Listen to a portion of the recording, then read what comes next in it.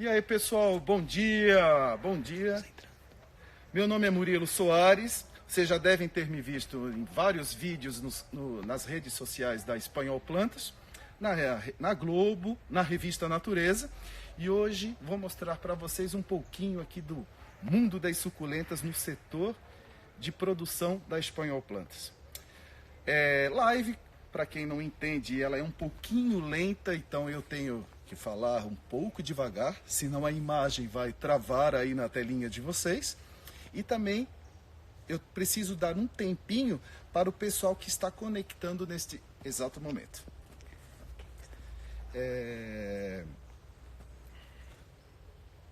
E aí?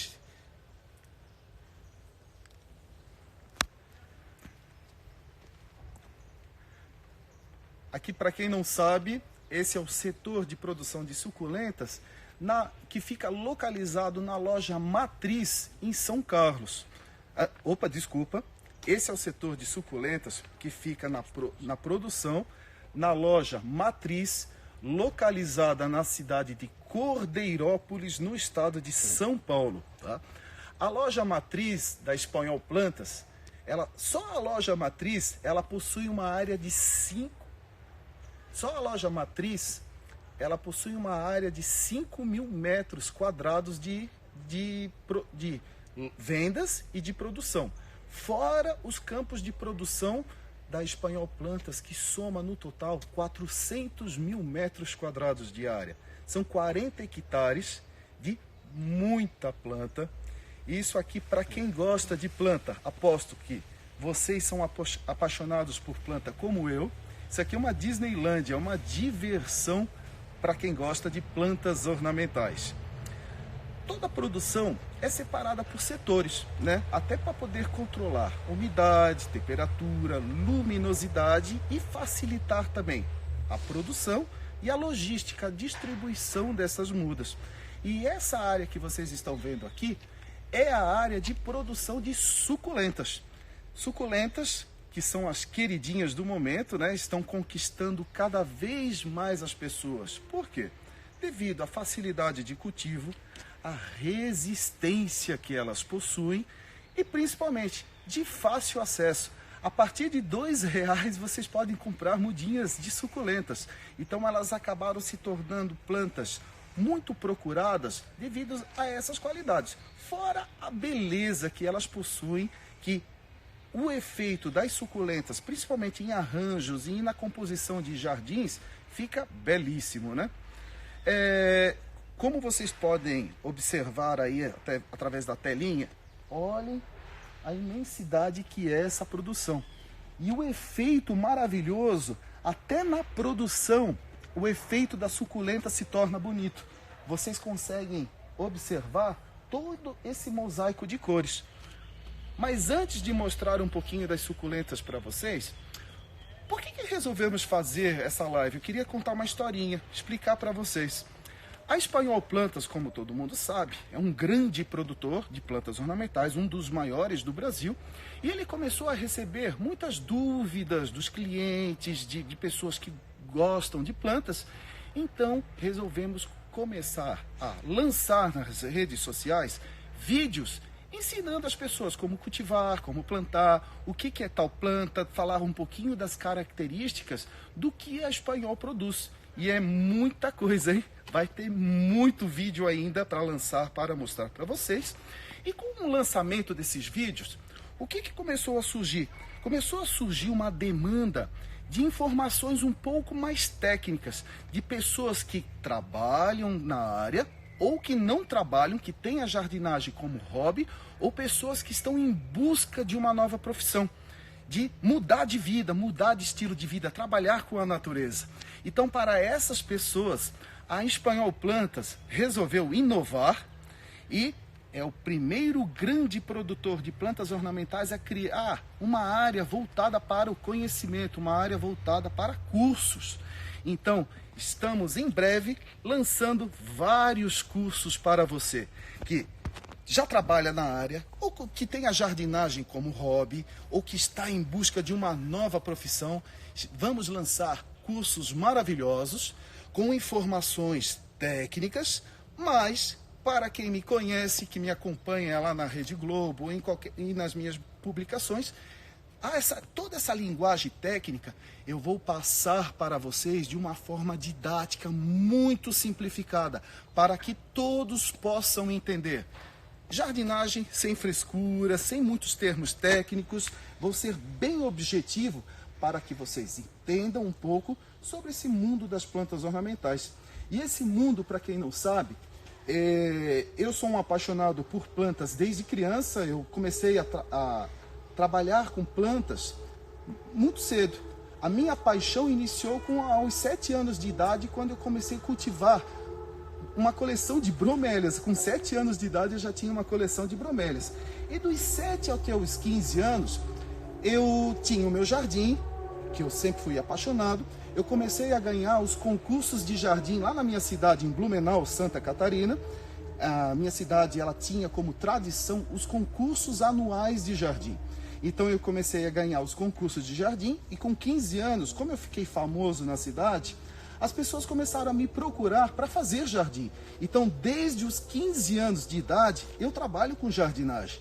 Então são 25 anos de experiência que eu adoro, faço questão de passar um pouco desse meu conhecimento para vocês, sempre numa linguagem simplificada, para que todos possam entender e se apaixonar cada vez mais por esse fascinante mundo, né?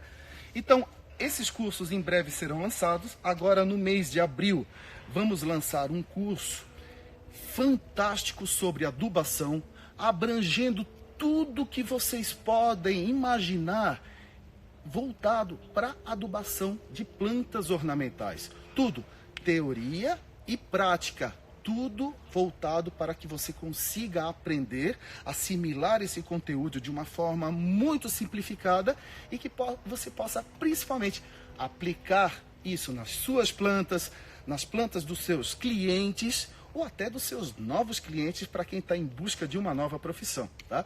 Gente, se você está gostando aqui dessa live, clica aí no coraçãozinho aí, ó, ou manda seus comentários, que isso vai estimular a gente ainda a falar e mostrar cada vez mais um mundo da Espanhol Plantas para vocês.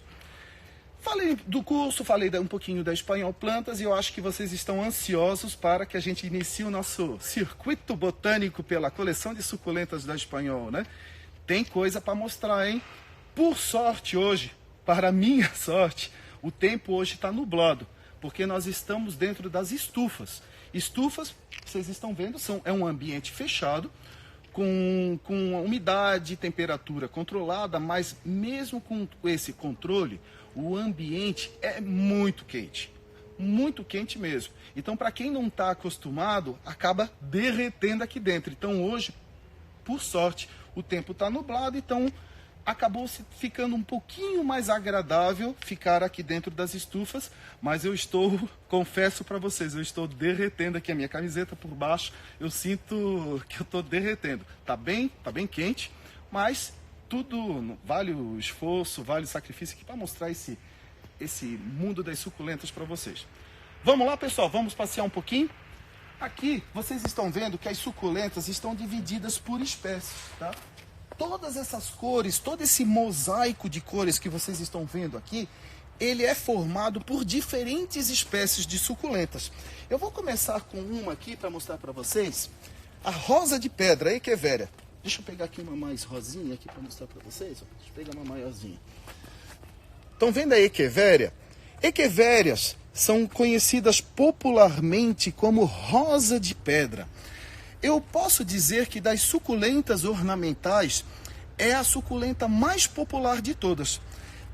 Das ornamentais, porque vocês sabiam que tem uma outra suculenta que é mais famosa que a rosa de pedra? Que ela tem princípios medicinais, cosméticos. Antes de dar o boom ornamental, ela já era utilizada até por antigas civilizações. A famosa babosa. A aloe vera e todas as aloes são suculentas também, e foram muito utilizadas no passado e agora continuam ainda em evidência. Além da babosa, tem outras suculentas que hoje em dia, inclusive, são famosas para quem gosta de beber uma bebida, um drink. Vocês sabiam que a tequila, aquela bebida tradicional do México, ela é feita de uma suculenta também. Ela é feita da agave tequilana. Então, a suculenta tem várias utilidades, além de servir como planta ornamental. Ela serve como planta medicinal, no caso de uma babosa, ou de um sedum, que é conhecido como um bálsamo, que depois eu vou mostrar a produção deles para vocês. Ela é utilizada como bebida, no caso da agave tequilana, como a tequila. Ela é utilizada, inclusive, para fazer fibras, para corda, para produção. Vocês já viram sisal, corda de sisal? Então, o sisal é feito com uma agave chamada agave cisalana. Olha só que interessante. Mas vamos voltar aqui para o mundo das ornamentais, que eu acho que é o que vocês estão mais interessados em ver. Equevérias, as rosas de pedra, então são o grupo das suculentas mais populares que tem. Mundialmente elas são produzidas, principalmente na Europa, na Holanda, e são distribuídas para vários países, tá? A Echeveria, nós possuímos diversos gêneros, boa parte originária do México, tá? E através de cruzamentos, o homem desenvolveu vários cultivares com cores, formas, texturas, tamanhos diferenciados, e a cada ano surgem novidades no mercado que são frutos desses cruzamentos, tá? Cruzamentos que às vezes, inclusive, ocorrem naturalmente na produção do produtor. Então são surpresas agradáveis que às vezes surgem e onde o produtor isola elas e propaga elas à parte para manter esse efeito ornamental que surgiu de um cruzamento ou às vezes até de uma mutação, que para a planta seria um defeitinho genético e para nós acabou se tornando um atrativo ornamental a mais na suculenta. Então, saindo da Echeveria, na rosa de pedra, nós podemos ver outras espécies. Vocês estão vendo que ela está num estágio de tamanho pequeno ainda. Por quê? Elas chegam a atingir, a roseta delas pode chegar a atingir até, nessa variedade aqui, pode atingir até 20 a 25 centímetros de diâmetro, tá? Então essa Echeveria aqui é uma Echeveria jovem. A Espanhol Plantas reproduz todas as suas Echeverias não através de semente. Ela faz a reprodução através de estaquia das folhas. Por quê? Através de semente pode ter uma variação. Então eles não conseguem padronizar as cores, os tamanhos. Ela pode haver uma variação entre elas. Através de estaquia das folhas, meio que é como se fosse uma clonagem. Ela é uma propagação vegetativa onde eles dão continuidade às mesmas características da planta matriz, da mãe. Então a folhinha dessa Echeveria aqui, ela vai originar uma Echeveria igualzinha, tá bom? Então essas Echeverias aqui, elas estão ainda num estágio de crescimento e vão levar ainda alguns meses para serem lançadas no mercado. Como é que elas são comercializadas? Para quem está vendo aqui, ficou muito curioso, onde é que compra essas suculentas? As plantas da Espanhol Plantas, elas são comercializadas nas próprias lojas físicas, que tem em Cordeirópolis, em São Carlos, em Piracicaba, em Olambra, anexa ao Veiling, né, no Gran Flora, e também futuramente, agora em Ribeirão Preto, será lançada uma nova loja da Espanhol Plantas, tá? Então não tem comércio virtual, não são comercializadas pela internet, somente nas lojas físicas ou através dos atacadistas no Gran Flora, anexo ao Veiling em Olambra, tá bom? Para quem ficou curioso, então o pessoal do estado de São Paulo vai ter um acesso mais fácil a essas suculentas. O pessoal de outros estados, através de floriculturas e garden centers que compram no Gran Flora do Veiling em Olambra, tá bom? Aí ficou a dica para quem ficou interessado em comprar plantas da Espanhol, tá? Vamos continuar? Saindo da Echeveria, que é uma das suculentas ornamentais mais populares, nós agora vamos aqui para um mar aqui que eu nem sei, eu fico numa dúvida por onde que eu começo a mostrar plantas para vocês. Essa suculenta aqui, ó, ela é interessante porque esse é um cruzamento. Lembra que Lembra que eu comentei com vocês dos cruzamentos? Então, olhem só, eu até vou só pedir Nós estamos aqui com os nossos assistentes, o Murilo Espanhol, que está aí segurando o celular para fazer a live, e o Júnior. Aê! E aí, Júnior, Murilo, vocês estão vendo eles aí? Pedir para o Murilo ficar aí um pouquinho, enquanto eu pego aqui um arranjo para vocês olharem.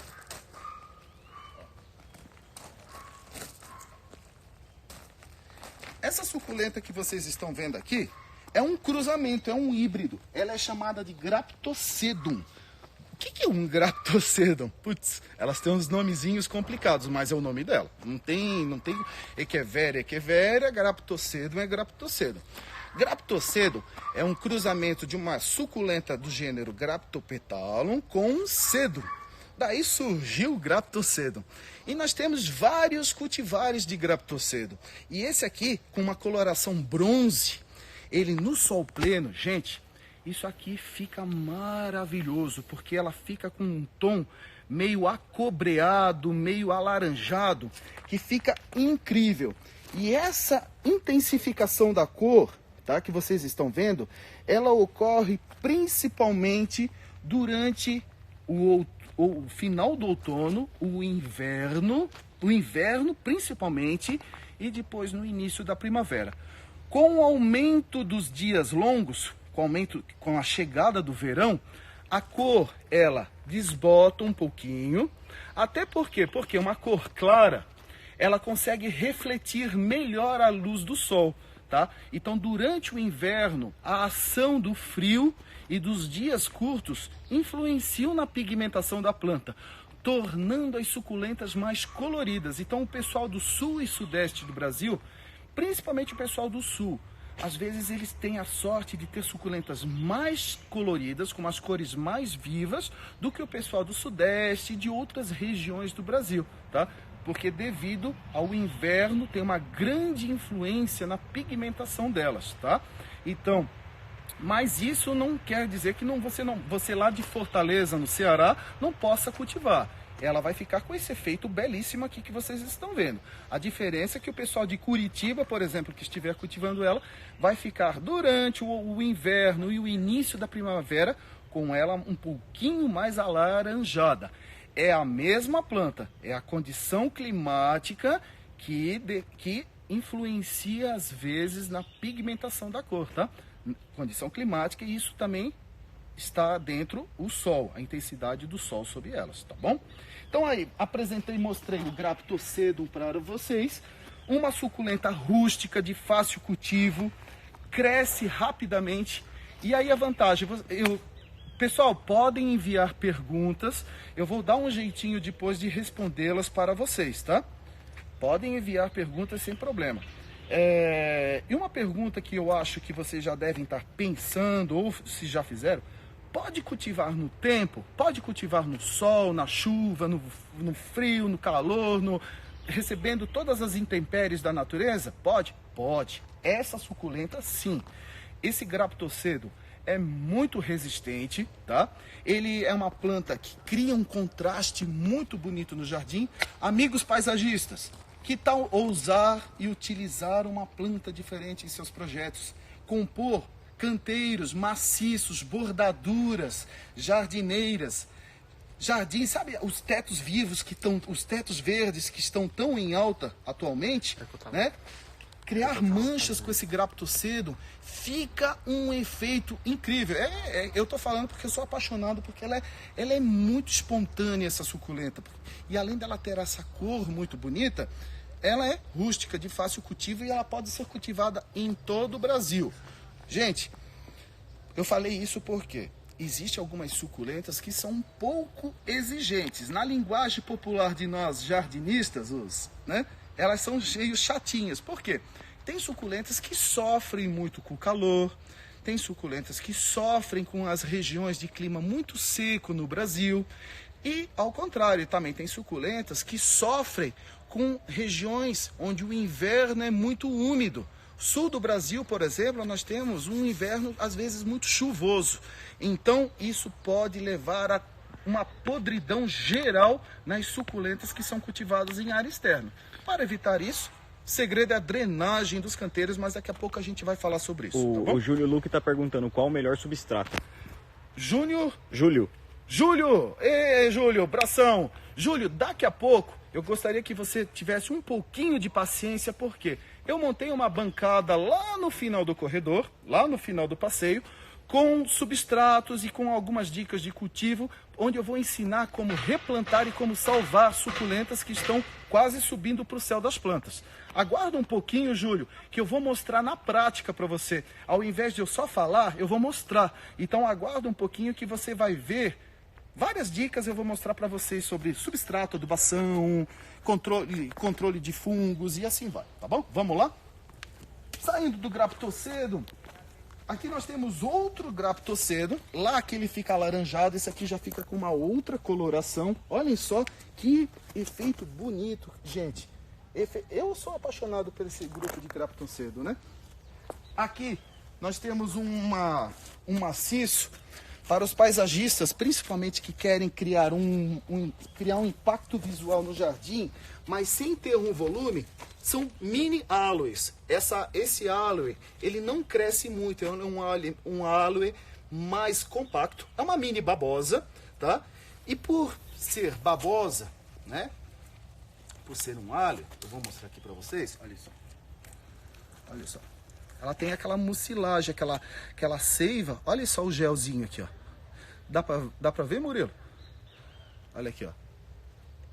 Por ela ter essa grande reserva de água dentro dela, é uma planta ideal para quem está fazendo jardins que tem uma manutenção não tão intensa, a pessoa não tem muito tempo para cuidar, para molhar.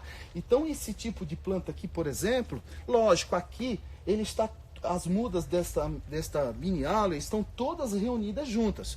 Lógico, no canteiro, o paisagista vai compor um maciço, os efeitos dela com outras plantas, tá? Esse verde bem escuro contrastando com outras cores, por exemplo. Só que por que eu entrei nesse assunto? Ela é uma planta para quem precisa de colocar uma vegetação em um local que é de baixa manutenção. Por exemplo, vocês já viram prédios que tem jardineiras e floreiras onde você não tem acesso? Infelizmente acontece muito isso. Jardineiras, né, nas janelas dos prédios, um exemplo, mas é difícil a acessibilidade para fazer manutenção e até mesmo regas. Então esse tipo de planta, por exemplo, é um exemplo, gente, é a planta ideal para você plantar em locais onde você tem dificuldade de fazer manutenção, onde você tem dificuldade de molhar, tá? E pela rusticidade dela, se ela tiver no tempo, não tiver com uma proteção que impeça a chuva de molhar a terra, ela meio que se vira até sozinha, tá? De tão rústica que ela é essa árvore. Saindo dessa mini babosa, vamos lá, vamos continuar nosso passeio, tá? Eu vou mostrar agora uma plantinha. Aqui tem um mar delas, né? O pessoal faz muita confusão, tá? Nessa plantinha aqui, ó. Vocês estão vendo? Parece o quê? Todo mundo acha que é um Rhipsalis. Rhipsalis, para quem não sabe o que é um cacto chamado de cacto macarrão. É um cacto que é muito comum no Brasil, tá? É um cacto que é muito comum no Brasil, encontrado de forma epífita nas árvores, né? Ele fica fixado nas árvores, formando aquelas cascatas de ramagem. No paisagismo é muito utilizado. Só que o cacto macarrão, ele tem um primo, que não pertence ao gênero Rhipsalis, que é a Hatiora. Esse cacto também é uma cactácea. Também, gente, vocês já pararam para pensar que as características de um cacto e de uma suculenta são parecidas? Ambos reservam água no seu interior, tá? Então esse cacto aqui, ele é comercializado como uma suculenta, mas ele é um cacto. Mas ambos, cactos e suculentas, possuem as mesmas características de cultivo e características morfológicas também, como esse detalhezinho de reservar água no seu interior para poder sobreviver, tá? Então essa Hatiora aqui é um cacto maravilhoso. O pessoal chama de suculenta, gente, mas é um cacto, Hatiora. E serve Desde colocar, sabe aquelas situações onde você quer colocar uma planta dentro de casa, dentro de um cachepozinho para enfeitar uma mesa, um aparador, um lavabo, um banheiro, diversas N situações. Ele é uma planta ideal porque ela é muito resistente. A Hatiora, ela se adapta em locais com pouca luz. Gente, pouca luz não quer dizer sem luz, hein? Não vão me colocar a planta dentro de um lavabo sem uma janela, por exemplo. Gente, isso é um crime. Não façam isso. Numa situação dessa, acabe colocando uma planta mesmo artificial. Não coloque nada, coloque outro objeto decorativo. Planta precisa de luz para sobreviver, tá bom? Então a Hatiora é uma planta maravilhosa para você que quer levar uma planta para decorar a sua casa, tá? E não quer ter muito trabalho. Então ela permanece durante um tempão lá, bonita e maravilhosa dentro de casa. E na primavera surgem várias flores amarelinhas nas pontas da ramagem. Nossa, gente, daí ela fica muito bonita. E o mais interessante, se essa planta estiver próximo de uma janela, essas flores amarelinhas atraem até beija-flor para sua casa. Olhem só que bacana. Então é uma planta maravilhosa para ser utilizada como forração de canteiros, tá? Criar manchas também no jardim. Jardim vertical, ela não tem o efeito pendente, mas como o jardim vertical são nichos sobrepostos, se você plantar a Hatiora pode chegar até 60 centímetros de comprimento quando ela tem espaço para desenvolver as raízes, tá? Então, em jardim vertical, o efeito dela também fica muito bonito, hein? Eu até hoje não vi Hatioras em jardim vertical. Gente, usem e abusem dessas plantas diferentes, vocês vão gostar. Dá um efeito bem diferenciado, bonito e baixa manutenção, que é o que todo mundo sonha e todo mundo quer, tá? Não sei se vocês perceberam, olha, saiu o sol, gente. E eu comecei a derreter aqui dentro da estufa. Tá quente. Eu estou derretendo, mas as plantas estão felizes da vida, porque elas adoram essa condição. Isso acelera o processo de desenvolvimento, elas crescem mais rápido e com isso a produção da Espanhol consegue colocar os lotes de suculentas mais rápido no mercado, né? Sai, entra mudas novas e com isso tem uma rotatividade. Não deixa de ser isso aqui uma fábrica de plantas, né? Então, saindo da Hatiora, que é uma comercializada como suculenta, mas é uma cactácea, tá? Qual a diferença dela para o Rhipsalis? Qual a diferença dela para o Rhipsalis? Vamos voltar aqui nela então. Vamos lá. Rhipsalis, na sua grande... não. Passou a pergunta, mas teve uma pergunta. Qual a diferença da Hatiora para o Rhipsalis? Gente, essa pergunta é interessante. Rhipsalis, o cacto macarrão, ele tem o hábito de crescer na forma pendente, formando uma cascata no vaso, no jardim vertical. Ele pende.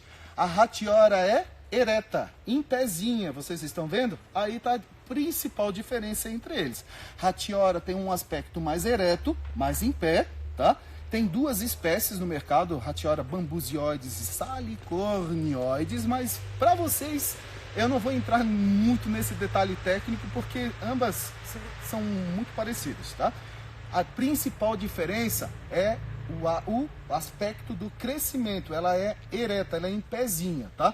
Depois que ela atinge 60 centímetros de comprimento, ela até dá uma leve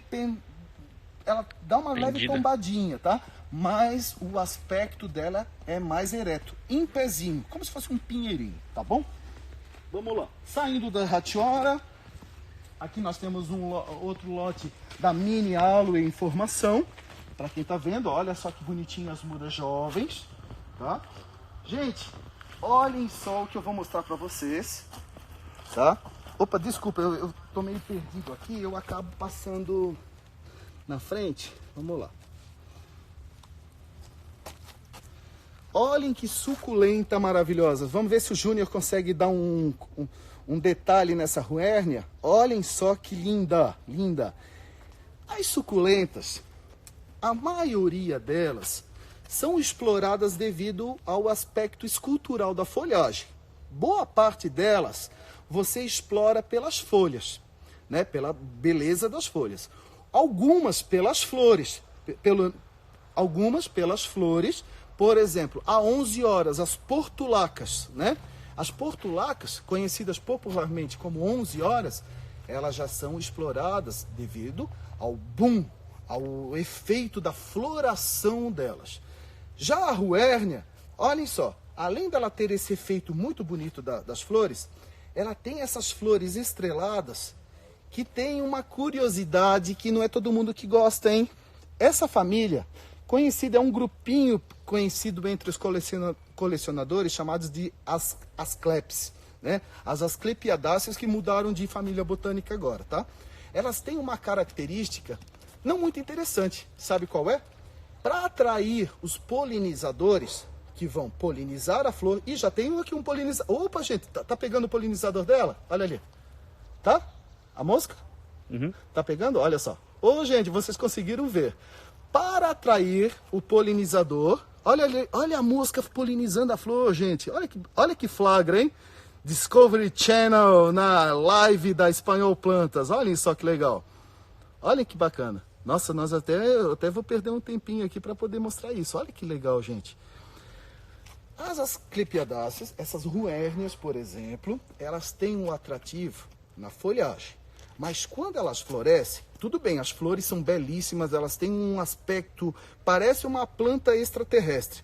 Só que para atrair os polinizadores, ela produz um cheiro de matéria orgânica, matéria em decomposição, como se fosse carne mesmo em decomposição, material podre. E essa, olha só. Murilo, vem cá. Chamar o Murilo aqui para sentir.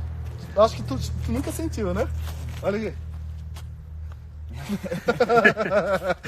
Fede, gente. Ela não tem um cheiro muito agradável. Então, só que esse cheiro, tudo bem, para quem coleciona e tem uma bancada delas, no momento que você está passando do lado, você sente, tá? Mas não é algo que vai contaminar a sua casa toda e vai tornar o ambiente insuportável de ficar. Não, fica tranquilo. Sim, ela libera esse cheirinho. Sabe o que mais incomoda nesse grupo? Não é tanto o cheiro. As pessoas às vezes ficam incomodadas com as moscas, tá? Mas é natural, gente. A mosca, ela faz parte do processo de reprodução dela. Ela quer se reproduzir. Então a mosca vem, poliniza a flor. Olha, a mosca está querendo polinizar. Por quê? Porque o cheiro está muito forte, gente. Murilo, o Júlio mandou outra pergunta. Ele perguntou qual a diferença da Huernia e Orbea. Ele achava que essa era Orbea. Opa, desculpa, Júlio, desculpa, gente. Realmente, é Orbea, tá? É Orbea, desculpa. A diferença, a Huernia, a flor são campânulas, são sininhos, são menores, e eu vou mostrar para vocês lá adiante, eu tenho elas. Desculpa. Ó, viu só? Até comigo às vezes dá os tilts. Mas são as Asclepiadáceas, são as Cleps, e ambas têm essa mesma característica de atrair os polinizadores através do cheiro, tá? Do cheiro e da coloração também, tá bom? Então, resumindo, as pessoas às vezes têm um pouquinho de preconceito com esse grupo devido ao cheiro e devido às moscas que surgem nos vasos, nos arranjos, mas é algo muito temporário, é algo só durante a floração, gente. É algo muito rápido. Eu acho que vale a pena, olha só a beleza da flor, eu acho que vale a pena o sacrifício de cultivá-las, tá? Eu acho que não é um sacrifício aguentar esse cheiro ou ver a mosquinha pousando nela, porque eu sou amante, né, apaixonado por plantas, pela natureza. Então, se você gosta, acaba tolerando um pouquinho isso, porque olhem só o efeito belíssimo que ela tem. Mas eu preciso falar a verdade, tem pessoas que têm preconceito devido ao cheiro e às moscas que elas atraem, tá bom? Mas olha o efeito bonito dela. Vamos lá. Saindo dessas 25 minutos. Saindo dessas suculentas, eu vou caminhando aqui pela área. que a área é muito grande. Se eu passar em canteiro por canteiro e for mostrar uma por uma para vocês, eu vou estourar o nosso tempo, porque a live tem um limite de 1 hora, hein? Então eu não posso ficar muito tempo. Olha só, vou até aproveitar, nós vamos fazer um dia uma live só de cactos. Mas já que eu tô passando aqui do lado, aqui ó, poxa, não custa eu mostrar para vocês o cacto do momento, que é o rabo de macaco.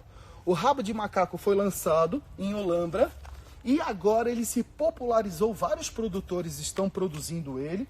E ele tem um efeito muito belo, gente. Ele é belíssimo, né? Principalmente quando ele é adulto, que ele fica com uma quantidade grande de pelos se desenvolvendo ao longo de do caule dele. Então ele é um cacto muito legal. Uma dica, se você tem ele, quer deixar o seu rabo de macaco bem peludo, não cultive ele em locais expostos à chuva. A chuva prejudica um pouco o desenvolvimento desses pelos. Se ele ficar em local abrigado da chuva, ele fica mais bonito. Aproveitando aqui, o Vinícius perguntou: cacto em sala de estar, com luz ou em ambiente aberto?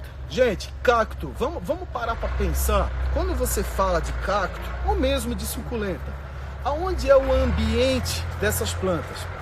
Lógico, existem os cactos de ambiente árido, vamos falar no popular, no deserto, né, no solão. Tem os cactos de floresta, que crescem sob a luz filtrada da copa das árvores. Os ripsalis são um exemplo. O cacto rabo de macaco também um exemplo de cacto de floresta, mas ao invés dele crescer fixado nas árvores, ele cresce fixado nas rochas. Ele tem um hábito mais rupícola, tá? Então esses cactos você até pode levar para dentro de casa, os cactos de floresta, tipo ripsalis, ratiora, até um rabo de macaco no local próximo de uma janela, mas muito próximo, no máximo a 1 metro de distância da janela. Ali você até pode tentar arriscar a cultivá-los, mas dentro de casa, na sua maioria, eles sofrem, acabam prejudicando o seu desenvolvimento. Durante alguns meses a planta fica bonita porque ela tem uma reserva dentro dela, onde ela consegue se manter dentro de casa, mas com o passar do tempo, na sua evolução, no seu desenvolvimento, a falta de uma luminosidade adequada, ou às vezes até a umidade, acaba prejudicando e a sua planta vai definhando. Então, até 1 metro de distância de uma janela, de uma fonte de luz, você pode tentar arriscar cultivar os cactos de floresta dentro de casa. Ripsalis, ratioras, o cacto rabo de macaco, os demais, pessoal, a flor de maio também, que é um cacto de floresta também. Esse grupinho você até pode arriscar próximo de uma janela, num local bem claro, você pode arriscar o cultivo. Mas os demais, eles apreciam o sol, gente. Apreciam o sol, então vamos oferecer luz solar que eles vão ficar felizes da vida. Gente, o passeio não é de cacto, mas mais um aqui, eu não vou ter como deixar de dar uma dica para vocês. Estão vendo essa opúncia aqui, ó, que eles chamam muito de Mickey Mouse porque parece as orelhinhas do Mickey, né? Olha só. Essa planta, ela é um terror para os desavisados que não conhecem ela. Todo mundo acha ela bonitinha, mimosa, tem um efeito delicado, bonito. Só que se você encostar o seu dedo nessas aureolazinhas aqui, ó, elas são cheias de micro espinhos. Vamos ver se eu consigo, meu dedo tá sujo? Eu vou ver se eu consigo mostrar para vocês, ó. A ponta do meu dedo tá limpa, né? Tá pegando, Júnior, no meu dedo? Agora, olhem só como o meu dedo vai ficar. Olha só. Será que consegue ver os espinhozinhos? Dá pra ver um pouquinho. Dá pra ver um pouquinho? Então, esses espinhos são tão pequenos que eles acabam entrando na sua pele e quando você toca em alguma coisa, você sente aquela fisgadinha e incomoda pra caramba. E as pessoas que não sabem ficam desesperadas para tentar tirar. E com a pinça é difícil, porque ele é muito fino, esse espinho. Então, nesse caso, sabe uma dica que eu vou dar para você não se desesperar nesse caso? Pega uma fita adesiva daquela que cola bem. Você cola a fita adesiva nas partes onde você está sentindo o espinho e puxa. Como se estivesse fazendo uma depilação de espinho, tá? Puxa a fita e essa fita adesiva vai retirar esses espinhos e vai sair aquela sensação incômoda que eles causam na pele, tá bom? Aí fica uma dica e sobre ele um dia a gente vai falar na live de de cactáceas, tá bom? A gente tem 20 minutos. Nossa, nós temos 20 minutos? Vamos pra mesa? Vamos pra mesa, porque, gente, eu tenho um monte de coisa pra mostrar pra vocês, hein?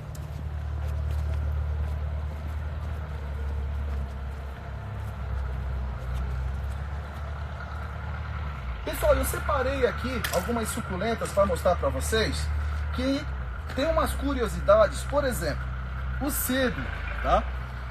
O cedo que tá tão em alta hoje em dia, cedo Manicoy Ogum, aqui ó, esse cedo dourado, que todo mundo comercializa ele como cedo dourado, é uma suculenta muito bonita, principalmente para servir como forração de vasos, terrários que recebem sol, tá?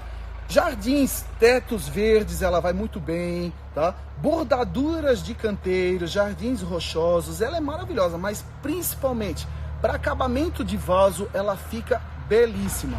Só que uma dica que eu vou dar para vocês, esse cedo, na natureza, ele não possui essa coloração amarela viva que vocês estão vendo. Ele é verde, como esse aqui, ó. Ele é verde. Vocês estão vendo que essa cuia era amarela, olha só. Olha o que acontece. Se um dia o seu sedum começar a surgir brotações verdes, tá? Imediatamente você deve retirar essas brotações, tá? Elimine elas, mas elimine desde a base. Não tem problema se ficar um buraco no seu vaso. Isso aqui fecha depois, olha só. Eu tô retirando ele manualmente, ó. Retirei a muda que estava verde. Por quê? Essa muda verde, ela acaba incentivando, estimulando a planta a voltar a ser o que ela era naturalmente. Então essa coloração acaba se perdendo e olha o que a cuia amarela acaba virando, tá? Então, se surgir brotações verdes no seu cedo, tá? Cuidado, retire, porque você vai acabar perdendo a planta. Sabe essa mudinha verdinha que você tirou? Não jogue fora, plante ela num vasinho à parte e você vai ter uma cuia verde. Não tem problema, o importante é não ter misturado, tá bom? Amarelo, amarelo, verde é verde, tá? Porque senão acaba prejudicando. Aqui nós temos várias suculentas. Antes de eu dar uma dica para vocês de plantio... Estão perguntando até isso, como preparar a terra? Vamos lá, como preparar a terra? Olhem só, a Espanhol Plantas, ela produz todas as suas suculentas aqui. Eu vou até pegar para vocês. Todas as suculentas da Espanhol são plantadas em um substrato, como esse aqui, ó. Substrato normal. Esse substrato, ele é fabricado pela própria Espanhol Plantas. E como é que ele é feito? Casca de pinos compostada, acrescida de matéria orgânica, acrescida de corretivo de solo para melhorar, diminuir a acidez, onde disponibiliza maior nutrição, a planta consegue absorver maiores nutrientes. Então esse substrato que a Espanhol produz, ele é utilizado em todas as suas plantas, tá? Então olha só, ele é um substrato poroso, soltinho, tá? Só que olha só, gente, essa produção, se o Júnior conseguir mostrar para cima, olha só, ela é protegida do sol, ela é protegida da chuva. Então essa umidade, ela é controlada pela produção. Então um substrato dentro de uma estufa, agora começa a vir as verdades, as dicas, né? Para o produtor, não é viável pegar um substrato, olha só. Você consegue me mostrar, Júnior? Para o produtor, não é viável pegar um substrato, misturar com pedra, por exemplo. Não é viável para ele colocar pedrinha no fundo do vaso. Por quê? Isso tudo vai encarecer o produto, vocês vão acabar pagando um pouco mais caro pela planta e dificultar o transporte. Imagina, vasos pesados na hora de transportar, dificulta muito a logística, porque a quantidade é muito grande, tá? Então esse substrato aqui, ele em ambiente controlado, ele serve. Agora, se você plantar na sua casa, a primeira dica que eu dou, pegar um vasinho de plástico, um vaso qualquer, até vaso, vocês sabiam que tem diferenças entre eles, né? O vaso de plástico, o vaso de barro e o vaso impermeabilizado ou vitrificado, né? Qual é a diferença? O vaso de barro, por exemplo, ele, por ter uma porosidade natural, a água acaba dependendo da umidade relativa do ar, o vaso ele puxa a umidade para ele e a água acaba evaporando. Então, em regiões mais úmidas do Brasil, não tem problema de cultivar ele. Agora, se você mora em Cuiabá, por exemplo, onde a umidade do ar é baixa, Brasília, por exemplo, também, o que acontece? Esses vasos muito porosos, se você molhar a sua planta num vaso muito poroso, ele vai puxar tanta umidade e jogar para o ar, que o ar está com baixa umidade. Sua terra vai ficar esturricada de seca. Então, tem que cuidar com isso. Regiões onde o clima é muito seco, cuidado com o vaso de barro, porque você vai prejudicar o desenvolvimento da sua planta. E o plástico, leve, de fácil transporte, barato, né? E ele não permite essa perda de água por evaporação, tá? Nas laterais, só superficialmente. Então, com isso, os vasinhos de plástico para as suculentas são ideais, né? Mas tem que tomar cuidado com os excessos, porque aqui seca mais rápido, aqui demora mais para secar. Nos vitrificados é a mesma coisa, a água ela não tem como passar, então fique atento a isso. Por que eu entrei nesse assunto do vaso? Como o vasinho de plástico na sua casa ele tem a dificuldade de lançar essa água no ar, o correto seria colocar uma camada de pedrinha no fundo do seu vaso, tá? Gente, isso aí é para quem vai cultivar suculentas e não tem muita experiência, porque tem muitas pessoas que cultivam as suculentas sem drenagem, sem nada, no substrato normal. Porque no olhômetro ela acaba conseguindo dosar a quantidade certa para as suas plantas. Mas para quem não quer correr o risco de perder a suculenta, camadinha de drenagem, tá? De pedrinha. Depois eu misturei pedrisco aqui no meu substrato, tá? Olha só, um pedrisco. Coloquei um pedrisco. Venho com uma suculenta, tá? Por exemplo, vou pegar... eu vou pegar essa aqui que eu sou apaixonado. Olha só. Murilo, Oi? rapidinho. A Márcia está perguntando se o barro é o mais recomendado. Márcia, o vaso de barro, ele não é indicado para regiões onde a umidade do ar é muito baixa. Exemplo, Cuiabá, Brasília e diversas outras regiões onde um período do ano tem uma umidade do ar muito baixa. O que isso acontece? O vaso de barro, pela porosidade dele, ele puxa a umidade do substrato para o barro e do barro ela passa para o ar. E com isso a sua muda seca rapidamente. Se você descuidar com a irrigação, a sua planta vai sentir. Agora, se você não descuidar com ela, pode usar. E se você ama o efeito do barro, como eu sou apaixonado. 1000 vezes eu prefiro isso aqui do que de plástico, tá? Eu gosto. Você pode impermeabilizar ele, você pode passar um produto que impermeabiliza ele, evitando que essa umidade passe para o vaso e depois passe para o ar. Então, com isso, você torna o cultivo no vaso de barro em regiões com baixa umidade do ar, hein, gente?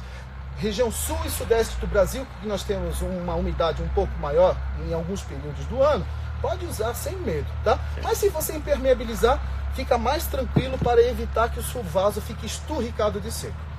Ó, coloquei uma camadinha de drenagem, coloquei um substrato bem aerado, soltinho. Qual a finalidade desse substrato soltinho, gente? Primeiro, terra soltinha, as raízes conseguem se desenvolver mais rápido. Terra soltinha, a água consegue percolar, infiltrar rapidamente, não empoçando. E com isso a sua suculenta não fica com as raízes encharcadas, evitando o risco de apodrecimento, tá? Peguei o vasinho, pego a minha suculenta, no caso essa maravilhosa agave Victoria Regine. Para quem não conhece, essa suculenta aqui é maravilhosa. Eu vou pegar uma maior aqui para vocês olharem. Ela tem um efeito escultural no jardim fantástico. A Espanhol Plantas produz em grande quantidade ela. Eu sou apaixonado, ela dá um efeito muito bonito no jardim, tá? Olha só, principalmente quando é cultivado em vasos bem bonitos, vasos suspensos, onde o efeito dela fica em evidência, né?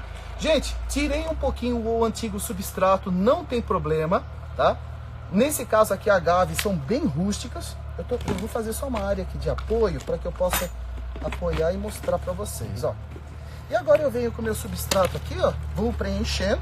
Murilo, enquanto você faz o Sim. preenchimento, o Júlio perguntou, tirando o caso de plástico, o de cimento é o melhor para regiões quentes e secas? Júlio, cimento, se ele não passar por um processo de impermeabilização, ele acaba ficando que nem o vaso de barro. Gente, não é regiões quentes.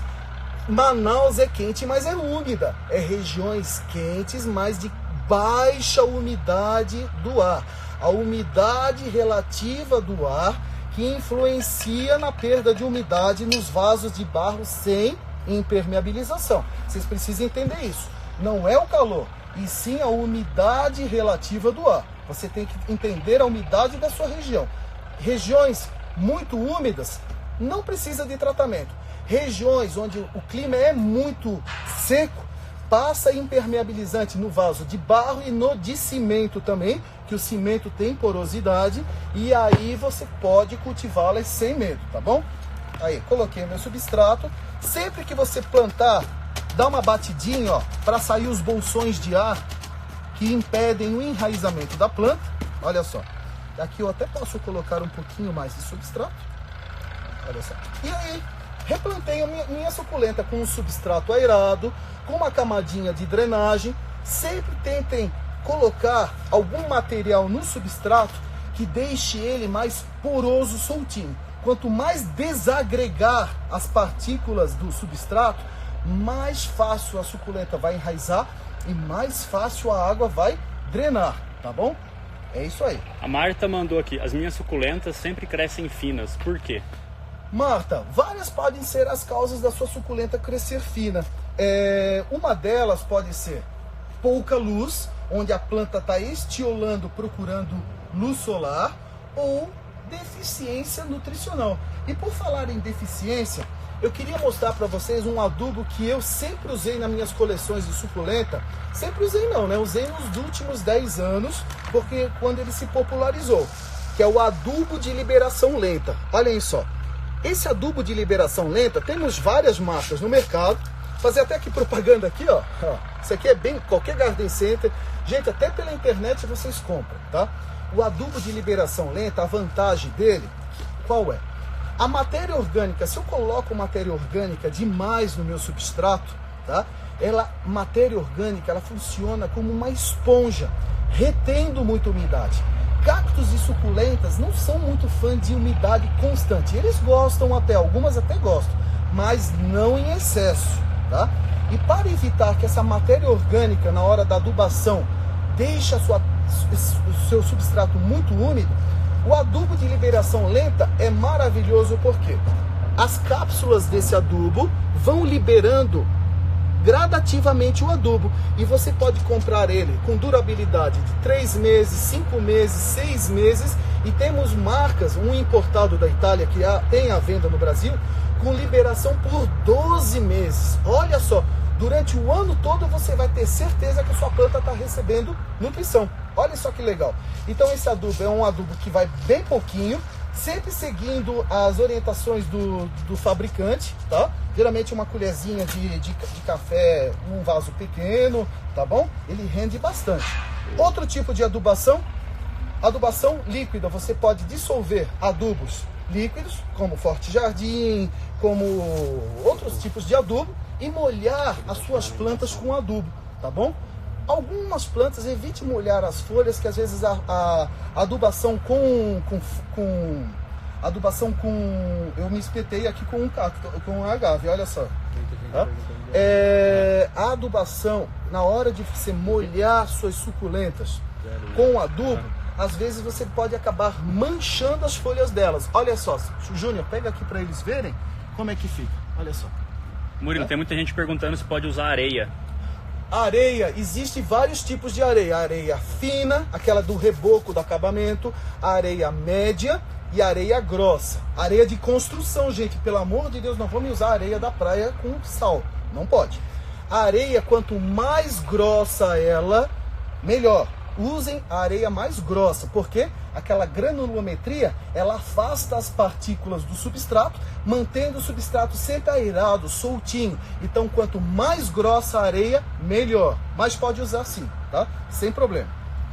E replantei uma para vocês, falei um pouquinho dos vasos. Para quem... Ah, gente, eu tenho uma dica legal. O Júlio aí, que lembrou da Órbea no lugar da Uérnia, e os outros colegas que colecionam as clepiadáceas e outras suculentas no geral, para quem tem problema de cochonilha em raiz, tá? Vocês podem usar esse novo adubo que tem no mercado, que é a torta de Nim. Olha só. Nim, para quem sabe, é uma árvore onde é extraído um óleo utilizado como inseticida orgânico na jardinagem e na agricultura. O subproduto, o que sobra dessa produção é feito um adubo, e o adubo ele continua tendo um princípio ativo. Então, na hora que você mistura a torta de Nim no seu substrato, você ajuda a controlar a cochonilha de solo, que é um terror para quem cultiva suculentas, tá? É um adubo legal, é um adubo interessante para quem quer dar um carinho a mais nas suas suculentas e não correr o risco que essa praga causa, né? Porque para quem já teve problema com ela, sabe que é uma dor de cabeça danada. Murilo, Tá 5 minutos para encerrar. Quer falar sobre irrigação? Irrigação. Suculenta, gente. Molhem quando a terra estiver seca, não tem segredo. Secou, molhou. Secou, molhou. Evitar manter a terra encharcada, porque a sua suculenta acaba prejudicando o desenvolvimento dela, acaba levando ao apodrecimento. Olha só, olha o que o excesso de água faz. De uma linda, olha só, de uma linda suculenta, olha só o que o excesso de água faz. Então, cuidado com o excesso de água, que é fatal para as suculentas, tá? É melhor regar menos do que regar em excesso, porque o excesso acaba levando à podridão. Se você regar menos, ela vai começar a apresentar indícios que ela está recebendo pouca água. Ela começa a diminuir o tamanho, começa a murchar, começa a perder aquele aspecto bonito. Mas ainda dá tempo de salvar. Agora, se você molhar demais, não vai dar tempo de salvar não, gente. Ela vai acabar apodrecendo, tá? E como que você sabe qual a hora certa de regar? Como você sabe a hora certa de regar? Ou observando a superfície do seu solo quando você vê que a terra está bem seca, tá? E eu particularmente gosto de coloca o dedo no seu substrato e você sente a umidade dele. Opa, tá úmido, não precisa molhar. Não, tá seco, tem que molhar. Eu gosto muito de usar o dedômetro, ou utilizar uma faquinha que você espeta no vaso e sente através da faca, por exemplo, a umidade na lâmina, tá bom?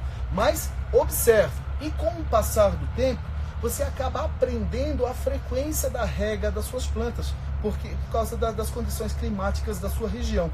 Cada região do Brasil se comporta de uma maneira diferente devido à umidade relativa do ar e os períodos de chuva, hein? Cuidado! Mas secou, molhou, gente. Não tem segredo. Secou, molhou. Tá bom? 2 minutos para encerrar, Zé. E 2 minutos para encerrar. Só lembrando que todo mundo que adquire uma suculenta bonitinha, se você cuidar dela, olha o que ela vira. Elas ficam muito grandes como essa Echeveria Black Prince, tá? Então é isso. Ah, gente, o tempo passou rápido, não consegui nem mostrar para vocês. Olha só, Lithops, olha aqui, ó, cada uma. Mostrar essa aqui que é o sonho de consumo. Essa Peperomia aqui, ó.